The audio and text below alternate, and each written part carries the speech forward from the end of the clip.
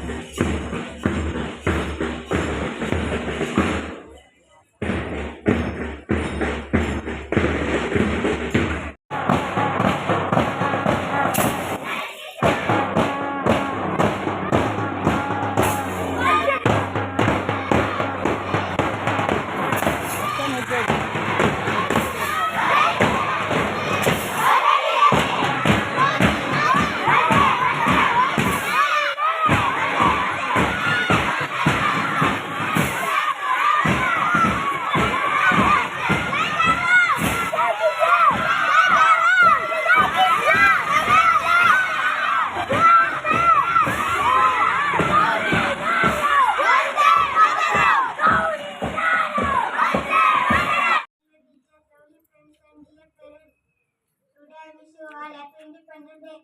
We are celebrating 78th Independence Day of India. We got freedom on 1947 from British rulers. After independence, Indians acquired all their fundamental rights. People celebrate this day by hoisting their national flag and reciting their national anthem.